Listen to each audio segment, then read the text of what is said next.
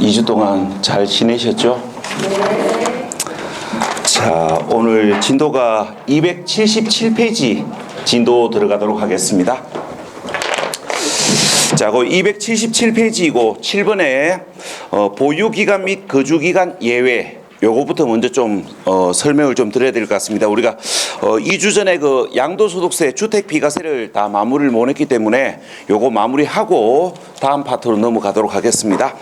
자, 그럼 일단 우리가 2주 전에 봤던 이야기를 좀 잠시 좀 가져오도록 할게요.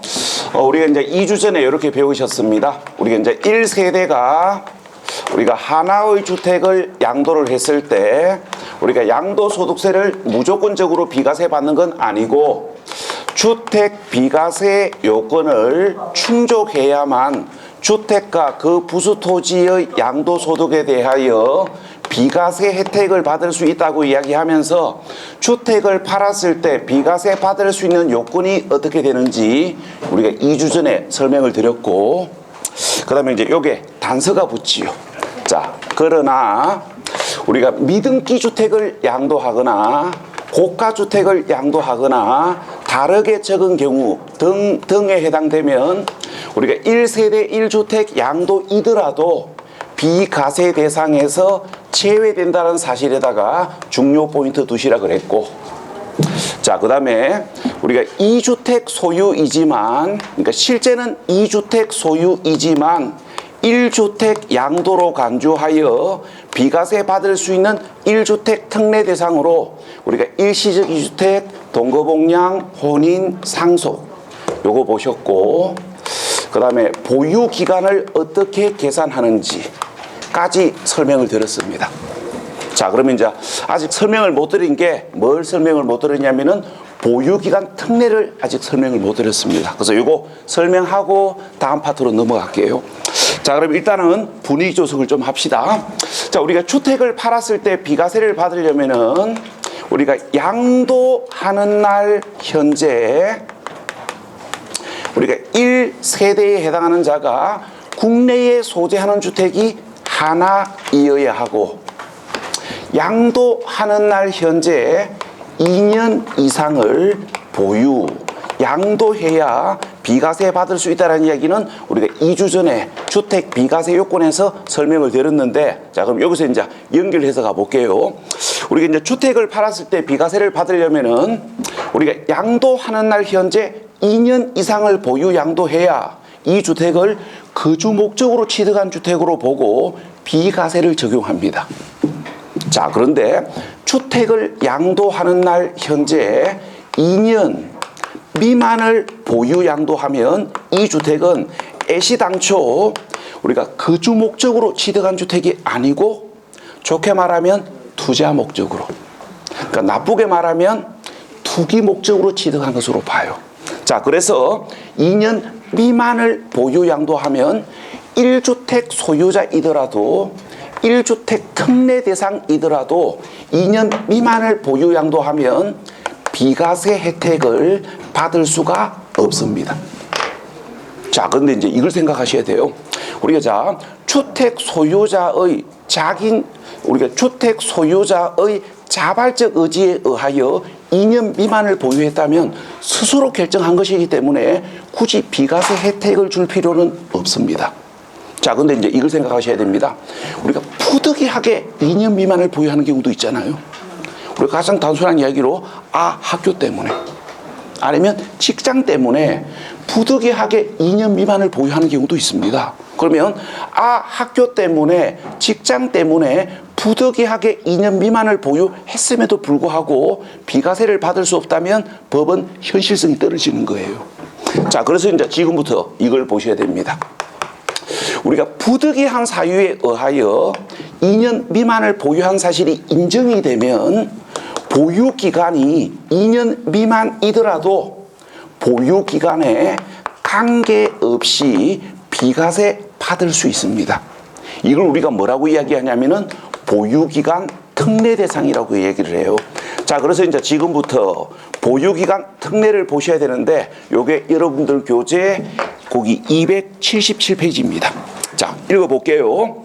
자, 교재 277페이지고 밑에 자, 읽어보면 우리가 1세대가 양도일 현재 국내에 1주택을 보유하고 있는 경우로서 다음 어느 하나에 해당되는 경우에는 보유 기간에 관계없이 거주 기간에 관계없이 비과세한다 이렇게 되어 있습니다. 자, 그럼 지금부터 다음 어느 하나에 해당되는 경우에 어떤 경우가 있는지를 교재 278페이지에서 정리하셔야 됩니다. 우리가 보유 기간에 관계없이 비과세 받을 수 있는 특례 대상은 총 5가지가 있어요. 자, 그런데 이제 우리 시험은 1번, 3번, 5번 위주로 시험에 나옵니다. 그래서 일단 1번, 3번, 5번 이렇게 3개 위주로 먼저 공부하시고 여러분들이 세법이 어느 정도 익숙해지면 한 5월달 되면 여기 이제 여기 2번, 4번도 참고사항으로 보시면 됩니다. 자, 그러면 1번부터 보시겠습니다. 자, 읽어볼게요.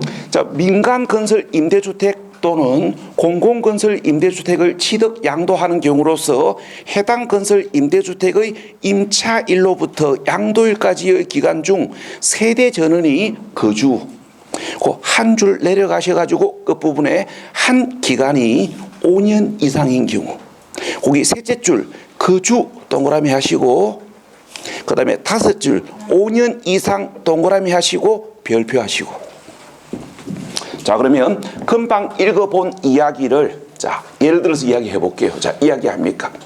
우리가 토지주택공사에서 임대 아파트를 건축을 했는데 자, 이 임대 아파트는 영구 임대 아파트가 아니고 5년 임대 후 분양 전환되는 분양 전환 임대 아파트이라고 가정합시다. 자, 그래서 이제 갑이 우리가 토지주택공사와 5년 임대 계약을 하고 임대 기간이 종료된 후에 분양 전환을 받았고 팔았다 합시다. 그러니까 요거 이야기하는 거예요. 우리가 이제 이겁니다. 건설 임대주택을 임차하여 거주하던 자가 분양 전환 받아서 팔면 보유 기간에 관계없이 비과세 받을 수 있는 사유에 해당이 됩니다. 자, 그럼 이제 지금부터 이걸 잡으셔야 됩니다. 뭐를 잡으셔야 되냐면은 이때 양도하는 주택이 보유 기간에 관계없이 비과세를 받기 위해서는 어떤 요건을 충족해야 되는지 요걸 잡으시면 문제 답이 눈에 보이는 거고 특례를 받을 수 있는 사유는 알고 있는데 보유기간에 관계없이 비과세를 받기 위해서는 어떤 요건을 충족해야 되는지 요걸 모르시면 답이 눈에 안 들어와요. 자, 그래서 이제 지금부터 이걸 기억하셔야 됩니다.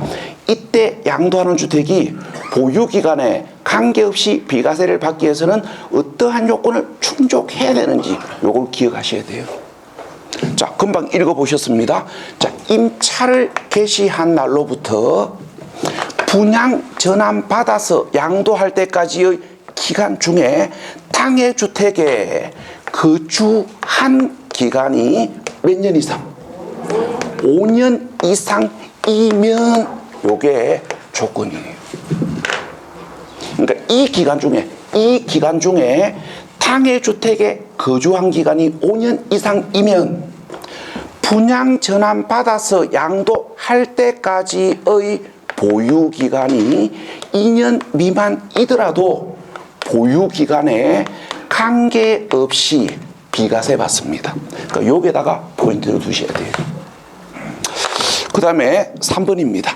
자, 읽어볼게요. 우리가 해외 이주법에 따른 해외 이주로 세대 전원이 출국하는 경우, 그 다음에 출국일 현재 1주택 보유하는 경우로서 출국일로부터 2년 이내에 양도하는 경우, 거기 세대 전원이 동그라미 하시고 별표 하시고, 그 다음에 1주택 보유 동그라미 하시고 2년 이내 동그라미 하시고. 자, 지금부터 설명을 해보겠습니다. 자, 이야기예요. 우리가 자, 지금부터 이제 설명을 해보면 첫 번째 해외 이민, 우리가 두 번째 해외 유학, 세 번째 해외 건물로 우리가 출국하기 위하여 양도하는 주택은 보유기간에 관계없이 비과세 받습니다. 자, 그럼 지금부터 이걸 잡으셔야 돼요. 이때 양도하는 주택이 보유기간에 관계없이 비과세 받기 위해서는 어떤 요건을 충족해야 되는지 여기에다가 공부 포인트를 두셔야 돼요. 자, 그럼 지금부터 정리를 해보면, 자, 이때 양도하는 주택이 보유기간에 관계없이 비과세 받으려면은, 자, 첫 번째, 자, 우리 동네 말로 좀 강하게 이야기하면 혼자 기나가면 안 됩니다. 혼자 기나가면 안 되고 세대 전원이 출국하셔야 됩니다. 그 다음에 두 번째 조건, 출국하는 날 현재 1주택 소유여야 되고요. 그 다음에 출국하기 전까지 주택을 팔지 못했다면 출국한 날로부터 몇 년? 2년 이내에 양도하셔야 됩니다. 그러니까 이 세 가지 조건을 모두 다 충족하면 출국하기 위하여 양도하는 주택에 대하여 보유기간에 관계없이 비과세합니다. 그 다음에 5번입니다. 자, 읽어볼게요. 우리가 1년 이상 거주한 주택을 기획재정부령이 정하는 취약, 근무상 형편, 질병, 요양, 그 밖의 부득이한 사유로 양도하는 경우, 거기 셋째 줄 세대 전원이, 넷째 줄 다른 시, 다섯째 줄 군으로 주거를 이전하는 경우, 그 1년 이상 거주 동그라미 하시고 별표 하시고, 그 다음에 다른 시 동그라미 하시고 별표 하시고. 자, 그러면 지금부터 설명을 해보겠습니다. 자, 이거 이야기하는 겁니다. 자, 뭐 이야기하는 거냐면은, 자, 첫 번째 학교에의 취약. 자, 요때 여러분들이 정확하게 알고 계셔야 될 거. 이때 학교는 고등학교 이상이어야 됩니다. 우리가 봐봐요. 중학교에서 고등학교로 취약을 하거나 고등학교에서 대학교로 취약을 하기 위하여 주거 이전 양도주택이 특례 대상이지, 초등학교 취약, 중학교 취약 때문에 주거 이전 양도주택은 특례 대상이 아니에요. 그래서 기본적으로 고등학교 이상이어야 됩니다. 그 다음에 근무상 형편, 그 다음에 질병, 요양, 자, 그 다음에 우리가 이제 기타 재정 경제부령이 정하는 사유. 그러니까 뭐 이야기하는 거냐면은 자녀의 학교 폭력 피해. 아, 진달래. 진달래. 그죠? 아, 참 안타깝긴 하다. 그죠? 어제 보니까 1등 안 했습니까? 그죠? 다 어제 진달래가 속한 팀이 1등 했잖아요.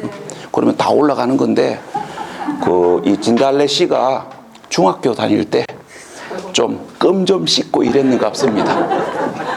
그러니까 보니까 뭐 애들도 좀 지받고 삥땅 좀 하고 좀 더 돈도 좀 수고하고 이래 했는데, 그 피해 학생이 이 진달래가 뭡니까? 매 TV에 수시로 보이니까 이 피해 학생 입장에서는 뭡니까?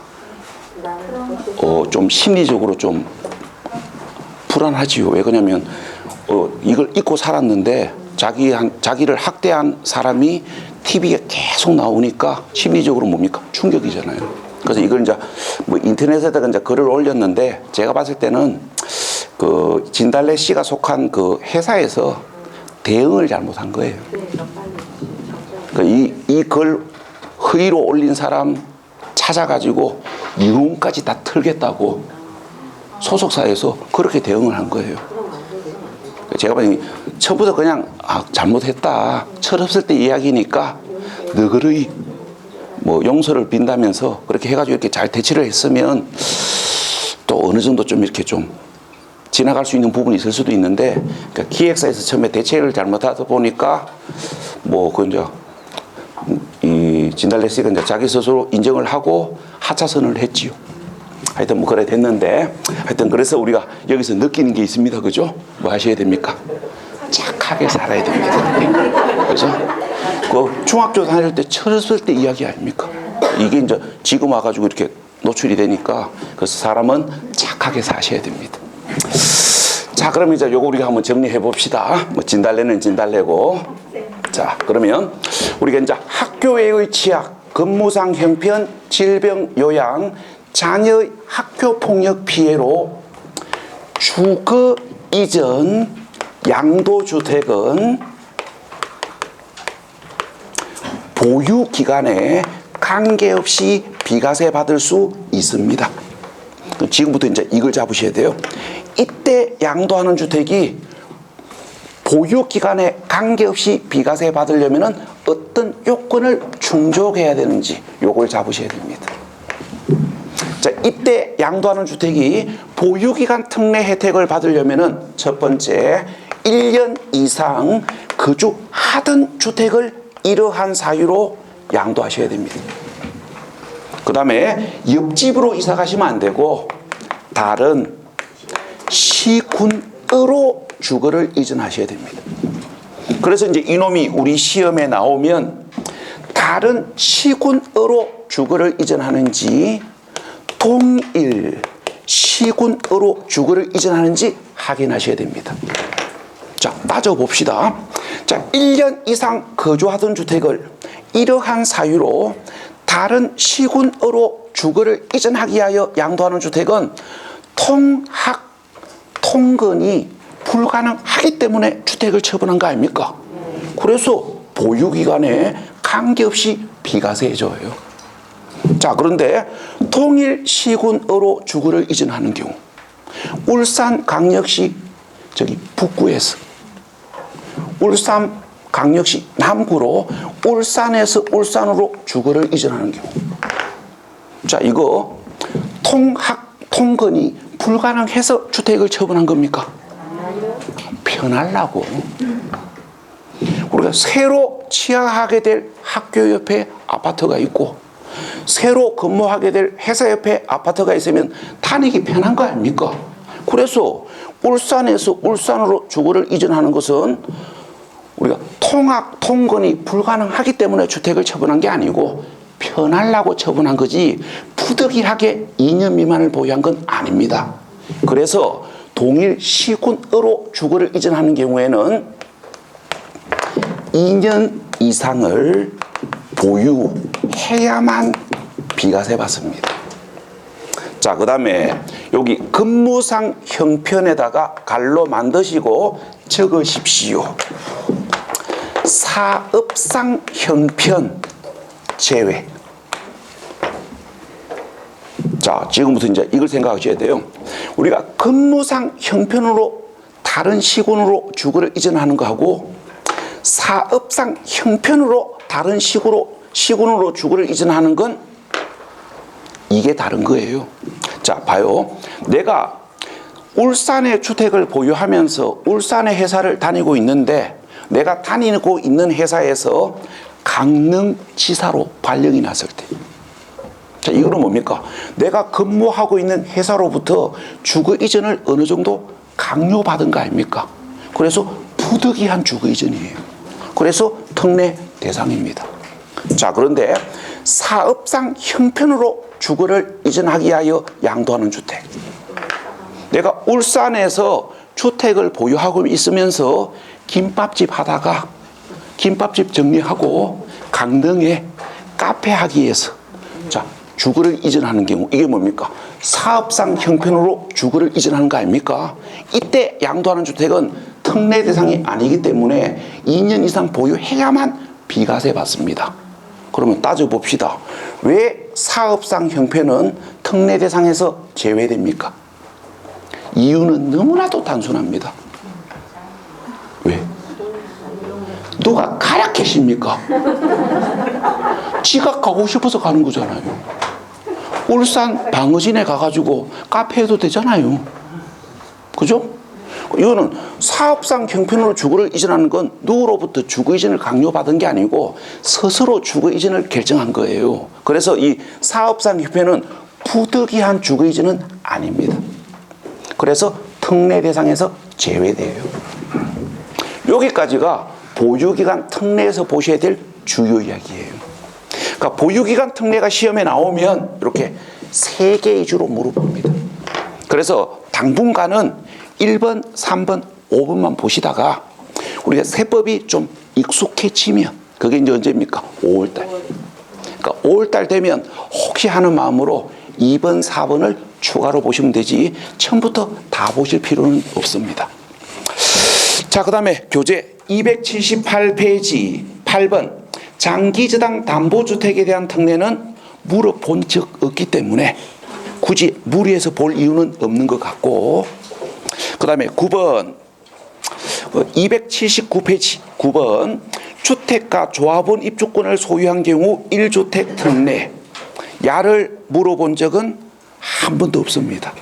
그런데 올해는 봐야 됩니다. 왜? 이거와 관련해 가지고 올해 개정 신설된 게 있어요. 그게 우리하고 아주 밀접한 관계가 있는 겁니다. 그래서 올해는 요거 봐야 돼요. 자, 봐야 되는데 요걸 여러분들이 이제 이해를 하시려면은 2주 전에 공부한 1주택 특례를 알고 계셔야 됩니다.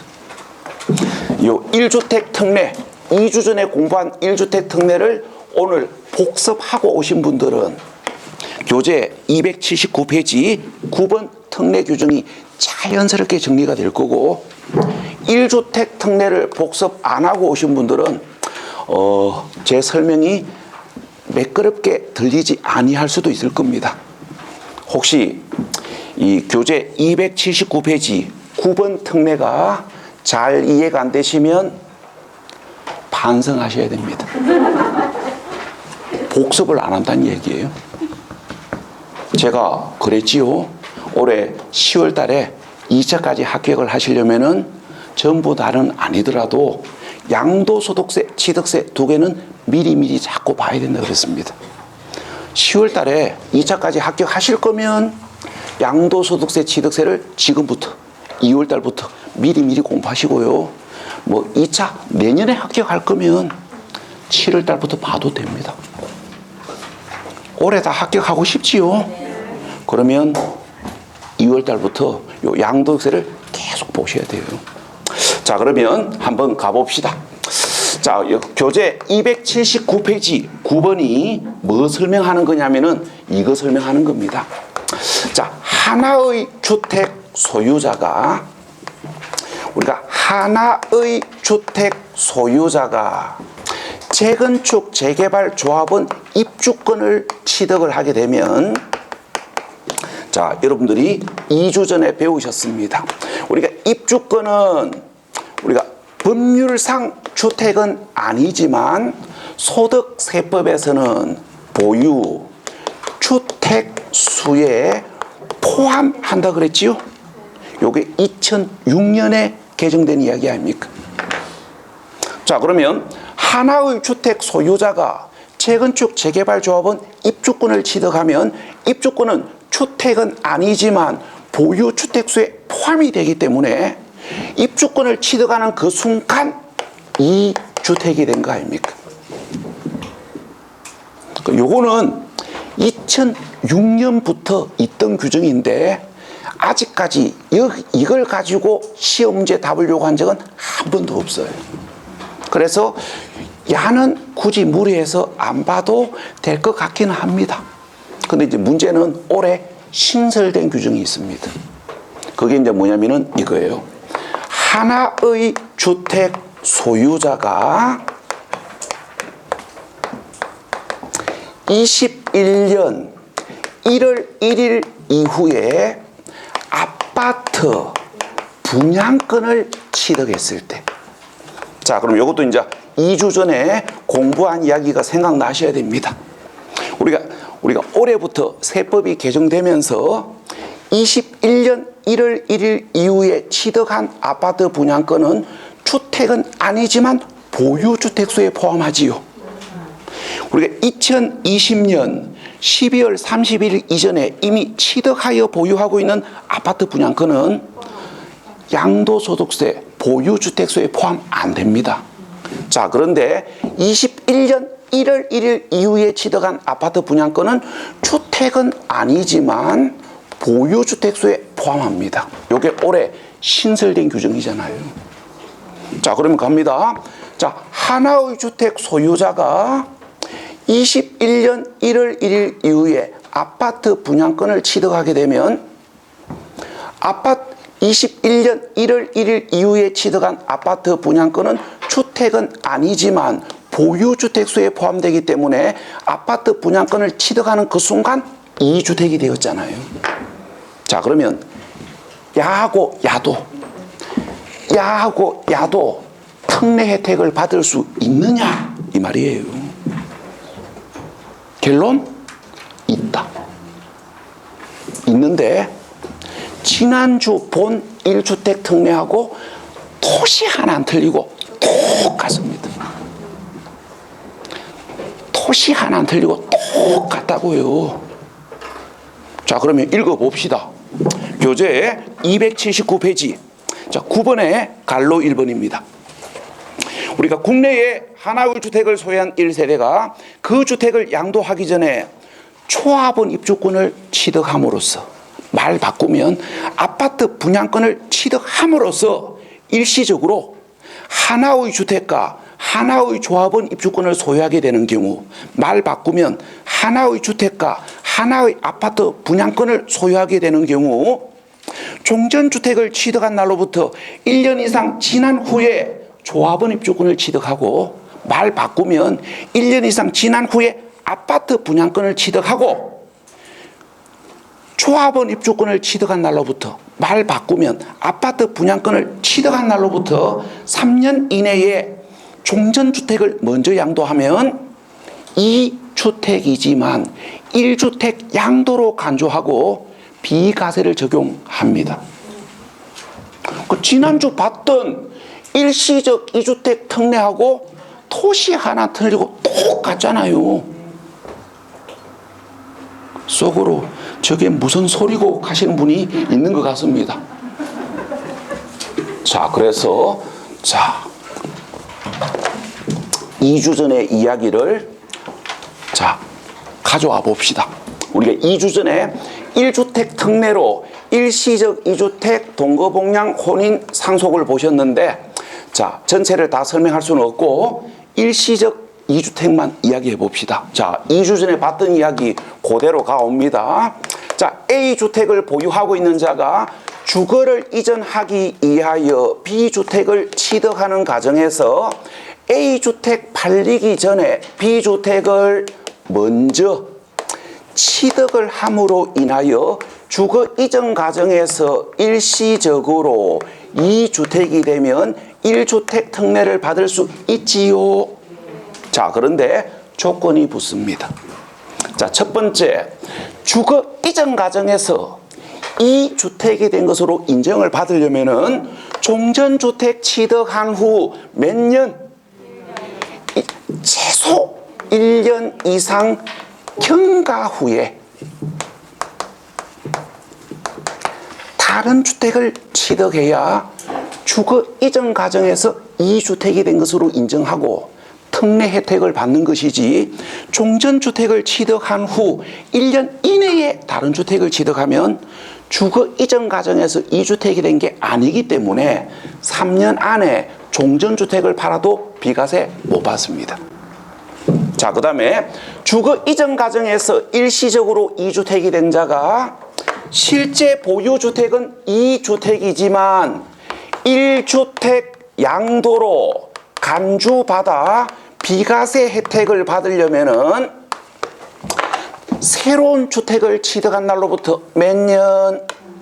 우리가 일반 지역은 3년, 조정 대상 지역은 1년 이내에, 자, 어느 주택을 새로 취득한 주택을 먼저 팔면 비과세 받을 수가 없고, 종전주택을 먼저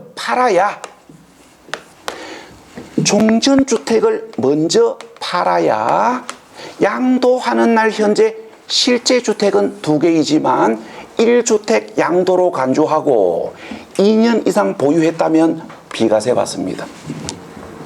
요게 2주 전에 봤던 이야기 아닙니까? 자, 그럼 지금부터 여기에서 자, 여기 피주택 대신에 재건축 재개발 조합원 입주권을 넣어가지고 해석하시거나 아니면 입주권 대신에 우리가 피주택 대신에 아파트 분양권을 넣어가지고 해석하시면 돼요. 자, 그러면 일단 요 입주권은 2006년부터 있던 구닥다리이기 때문에 설명 생략하고 자, 올해 신설된 아파트 분양권을 가지고 이야기해 봅시다. 자, 갑니다. 우리가 A주택을 소유하고 있는 자가 21년 1월 1일 이후에 아파트 분양권을 취득함으로 인하여 일시적으로 2주택이 되면 특례 혜택을 받을 수가 있는데 주거 이전 일시적 2주택으로 인정을 받으려면은 종전주택을 취득하고 나서 최소한 몇 년? 1년 이상 경과 후에 아파트 분양권을 취득해야 특례 대상으로 인정한다고요. 그 다음에 아파트 분양권을 취득함으로 인하여 일시적으로 2주택이 된 자가 1주택 양도로 간주받아 비과세 받으려면은 아파트 분양권을 취득한 날로부터 몇 년? 일반 지역은 3년, 초정 대상 지역은 1년 이내에 어느 것을? 새로 취득한 아파트 분양권을 먼저 팔면 비과세 못 받고 종전에 보유하고 있던 종전주택 A주택을 먼저 팔아야 1주택 양도로 간주하고 비과세합니다. 봐요. 2주 전에 봤던 이야기 그대로 아닙니까? 단지 주택이 입주권으로, 주택이 분양권으로 표현만 바뀐 거예요. 그래서 지난주 배우신 1주택 특례 규정을 알고 있으면 요 이야기 가지고 그대로 답을 찾아가시면 돼요. 자, 그런데 우리가 이제 지난주 배운 그 하나의 주택과 하나의 주택, 그러니까 다시 우리가 지난주 배운 이야기 A주택 보유자가 B주택을 취득함으로 인하여 2주택이 되었을 때 하고 A주택 보유자가 아파트 분양권을 취득함으로 인하여 2주택이 되었을 때 달라지는 게 하나 있습니다. 자, 뭐가 달라지냐면은 자, 이걸 생각하셔야 돼요. 아파트 공사 기간이 3년 초과하는 경우. 이걸 생각하셔야 될 거 아닙니까?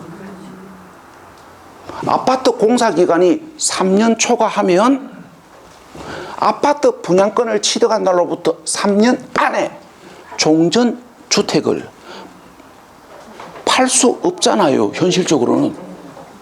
아파트가 완공돼야 이거 팔고 이사 들어갈 거잖아요. 그런데 공사기간이 3년을 초과함으로 인하여 아파트 분양권을 취득한 날로부터 아파트가 완공이 안 되었기 때문에 부득이하게 3년 안에 종전주택을 팔지 못했을 때는 별도의 규정을 둬야 될 거 아닙니까? 그래서 교재 280페이지 갈로 2번 요게 금방 이야기한 경우에요. 요게 이제 뭐 설명하는 거냐면은 공사기간이 3년을 초과함으로 인하여 아파트 분양권을 취득한 날로부터 아파트가 완공되지 못해가지고 분양권을 취득한 날로부터 3년 이상 경과 후에 종전주택을 팔았을 때 비과세 받을 수 있는 특례 규정입니다. 자, 읽어볼게요. 자, 갈로 2번입니다. 자, 둘째 줄. 초합원 입주권. 말 바꾸면 아파트 분양권을 취득한 날로부터 3년을 지나 종전주택을 양도한 경우에는 그 이야기가 결론적으로 무슨 얘기냐면은 아파트 분양권을 취득한 날로부터 3년 이상 경과 후에 종전주택을 양도했을 때 거기 셋째 줄 다음의 요건을 모두 갖춘 때에는 아파트 분양권을 취득한 날로부터 3년 이상 경과 후에 종전주택을 양도하더라도 1주택으로 본다. 그럼 지금부터 3년 이상 경과 후에 양도하더라도 1주택으로 보기에 1주택으로 간주를 받기 위해서는 어떤 요건을 충족해야 되는지 그 다음의 요건을 잡으셔야 됩니다. 자, 2항입니다. 자, 2항 첫째 줄 그 부분에 주택이, 그러니까 아파트를 이야기하는 거예요. 우리가 아파트가 완성되기 전에 또는 아파트가 완성된 날로부터 2년 이내에 종전주택을 양도할 것. 그러니까 이야기예요. 우리가 공사 기간이 3년을 초과함으로 인하여 아파트 분양권을 취득한 날로부터 3년 이내 종전주택을 양도하지 못하고 아파트 분양권을 취득한 날로부터 3년 이상 경과 후에 종전주택을 팔았을 때 1주택 양도로 간주받으려면은 아파트가 완공된 날로부터 2년 안에 종전주택을 팔면 된다고요. 그 다음에 조건이 하나 더 붙습니다. 거기 1항에 주택이 완성된 후, 아파트가 완성된 후 2년 이내에 완성된 아파트로 세대 전원이 이사를 하여 1년 이상 거주할 것. 요 1항 조건하고 2항 조건을 둘 다 충족시키면 아파트 분양권을 취득한 날로부터 3년 이상 경과 후에 종전주택을 팔아도 비과세 해준다고요. 자, 여기까지는 잡으셔야 돼요. 듣고 보니까 우리한테 필요한 이야기 아닙니까? 이게 올해 신설된 규정인데 우리한테 필요한 이야기고 현실적으로 자주 일어날 수 있는 이야기이기 때문에 요거는 꼭 잡으셔야 돼요. 나머지는 안 봐도. 자, 이렇게 해가지고 주택 비과세 설명 마무리합니다. 자, 그 다음에 교재 285페이지.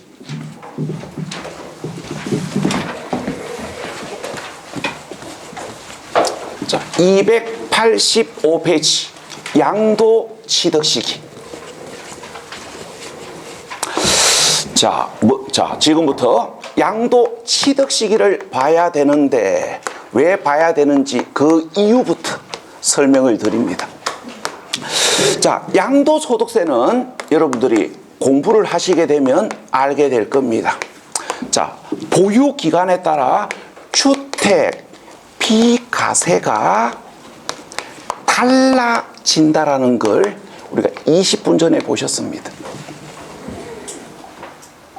그 다음에 보유 기간에 따라 세율이 달라진다는 걸 오늘 마지막 시간에 볼 겁니다. 집에 가기 전에 요거 보고 가야 됩니다. 중간에 집에 가지 말고. 그 다음에 보유 기간에 따라 장기 보유 특별 공제가 달라진다고 2시간 후에 볼 겁니다. 그러니까 보유 기간에 따라 달라져요. 자, 그러면 보유 기간이라는 건 상식적으로 알고 계십니다. 취득일로부터 양도일까지가 보유 기간이라는 건 상식적으로 알고 계십니다.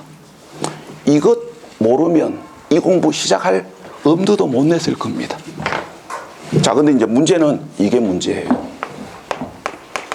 양도 시기가 어떻게 되는지, 취득 시기가 어떻게 되는지를 알아야 정확한 취득일과 정확한 양도일을 구분함으로 인하여 보유기간 산정에 실수가 안 일어날 거고, 그래야 어떻게 달라지는지를 의뢰인에게 설명을 했을 때 에러가 나지 않습니다. 자, 이런 경우를 한번 생각을 해봐요. 자, 갑이 아파트를 2019년에 4억에, 잠깐만요. 2019년 3월 14일 날 3억에 매매로 취득을 했습니다. 자, 근데 현재 이 아파트가 한 8억 정도 합니다. 그래서 퇴근하고 집에 들어가면서 이 아파트를 쳐다보면 하루에 쌓였던 스트레스가 확 다 사라집니다. 뭐 누구한테 무슨 욕을 들어도 이 아파트만 생각하면 뭡니까? 입이 막 싹 꼬리같이 올라갑니다. 이거 5억이나 올랐는데, 5억 맞지요? 예, 5억이나 올랐는데 이 아파트 볼 때마다 뭡니까? 흐뭇하잖아요. 그런데 어제 정부에서 뭐 한답니까? 83만 호 공급한답니다. 발표대로 될지 안 될지는 모르겠지만 발표대로 된다면 이건 뭡니까? 물량 폭탄입니다. 특히 서울에만 뭐 30몇만 호 공급한다는 겁니까? 5년 동안. 이 뭐 계획대로 될지 안 될지는 모르겠지만 된다면 물량 폭탄입니다.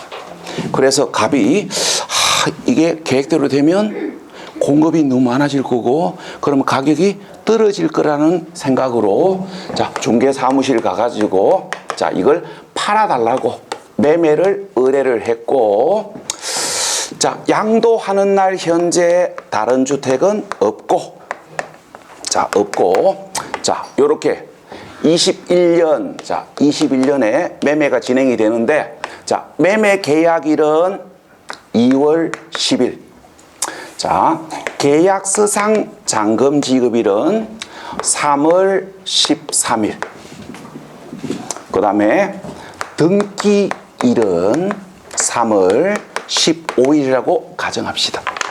자 근데 중개사가 등기일이 양도 시기인 걸로 착각을 해가지고 자 갑한테 1세대 1주택이고 2년 이상 보유했기 때문에 양도소득세가 비과세된다고 브리핑하고 이 매매를 진행시켰습니다. 자 문제가 생겼습니다. 어떤 문제가 생겼냐면은 보유기간이 2년에서 이틀이 부족합니다. 우리가 시작하는 날은 기간 계산에 산입하지 않습니다. 그래서 3월 15일부터 기간 계산을 하셔야 돼요. 여기 잔금 지급일이 양도일이에요. 그래서 보유기간이 2년에서 이틀이 부족합니다. 그러면 양도차익 5억에 대해서 양도소득세가 부과되면 최소 1억 3천입니다.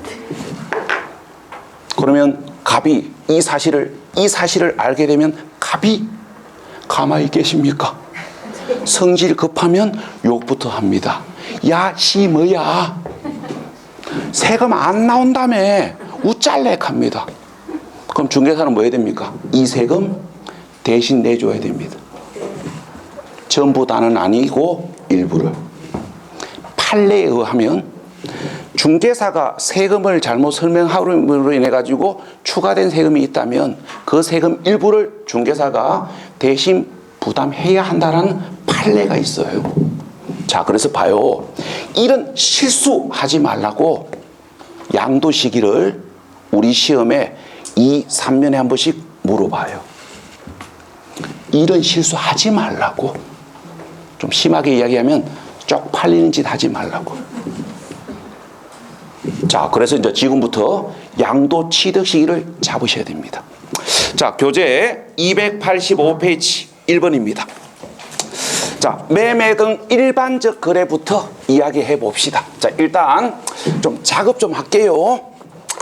자, 지금부터 작업 좀 하겠습니다.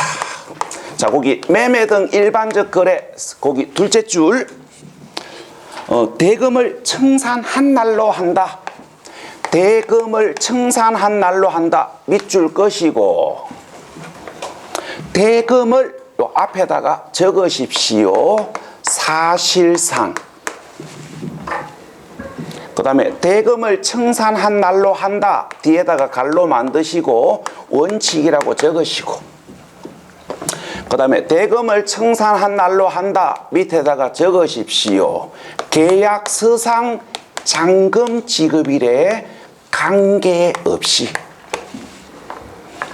그 다음에 갈로 1번, 2번, 3번, 4번을 갈로로 묶으시고 앞에다가 적으십시오. 그러나. 자, 작업 끝났습니다. 자, 그럼 지금부터 설명합니다.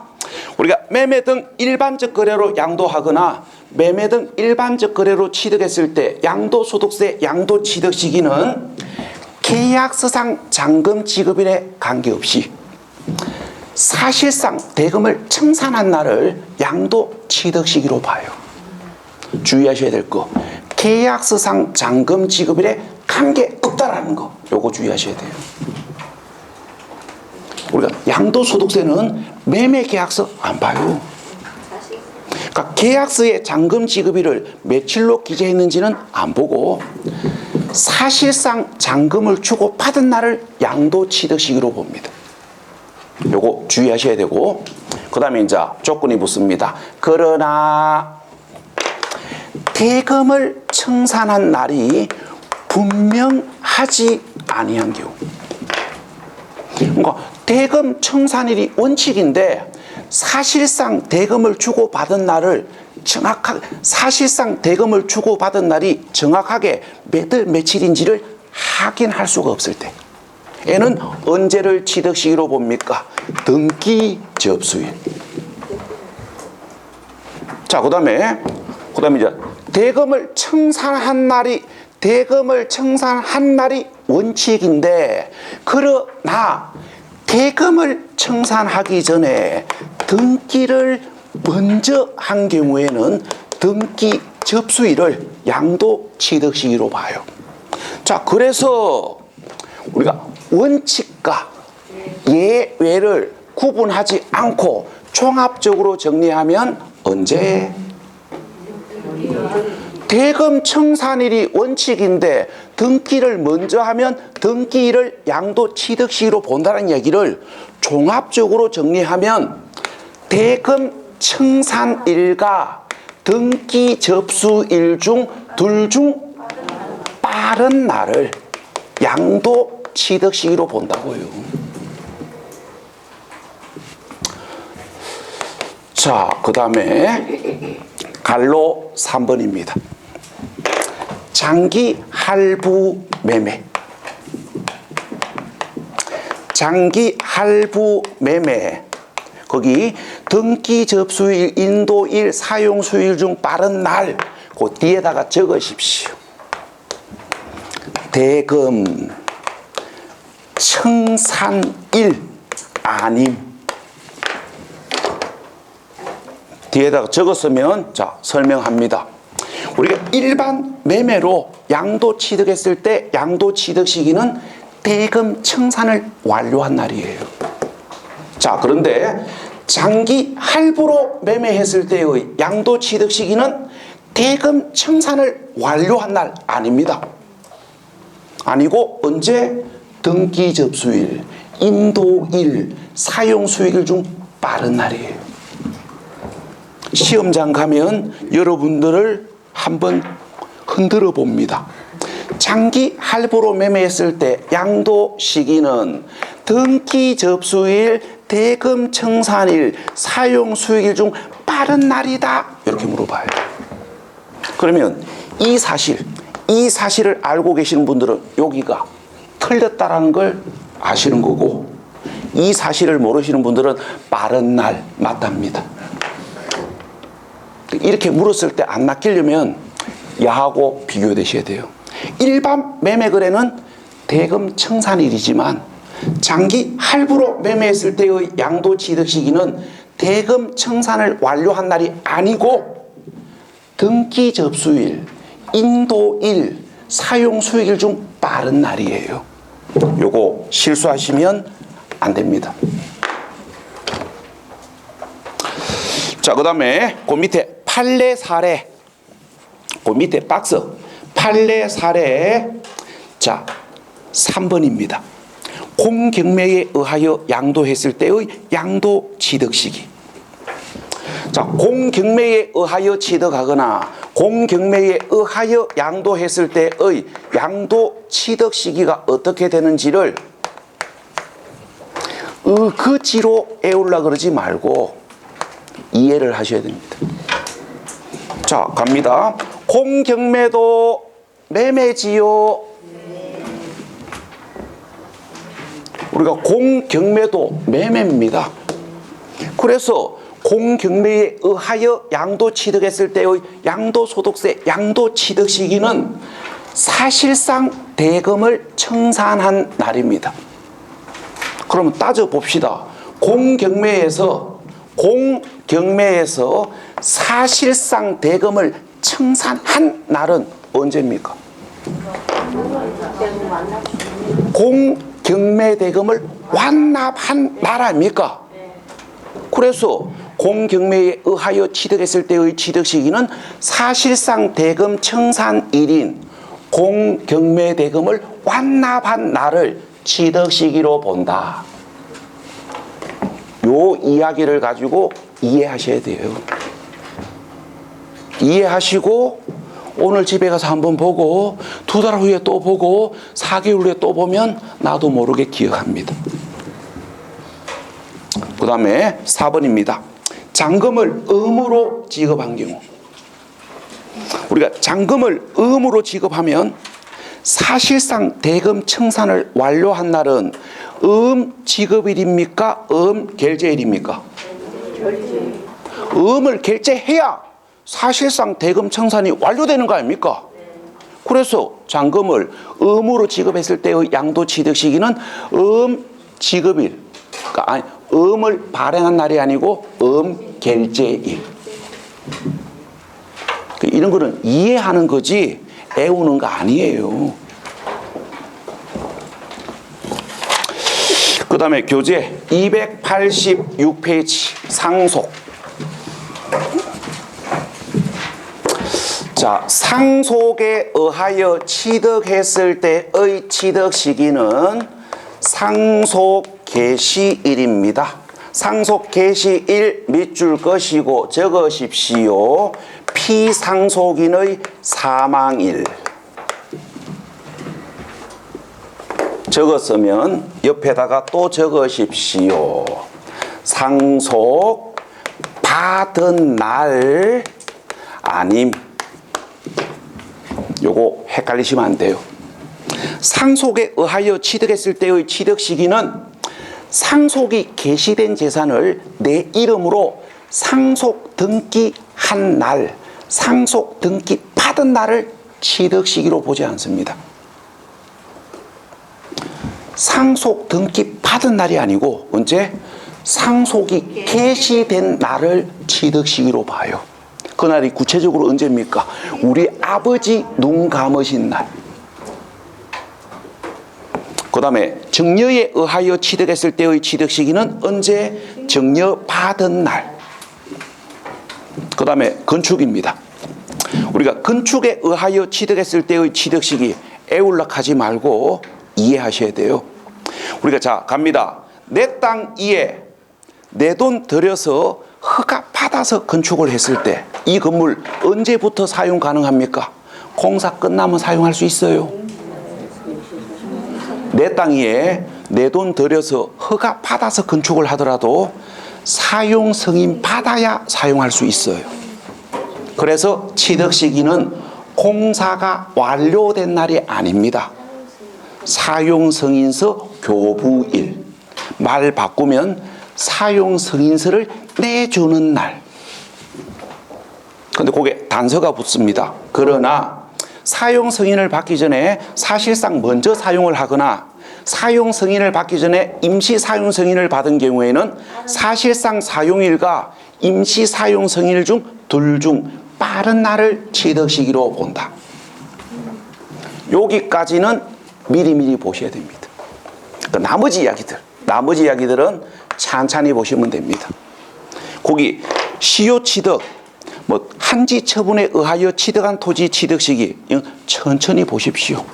왜냐하면 민법 시간에 시효 취득 공부하시고 공법 시간에 도시개발법을 공부하시면 취득 시기가 왜 요래되는지 이해가 돼요. 그래서 나머지 이야기들은 민법, 공법 공부 끝나고 나서 천천히 보시는 게 효과적입니다. 당분간은 요까지만 보시면 됩니다. 자, 수고하셨고 잠시 쉬었다 가겠습니다.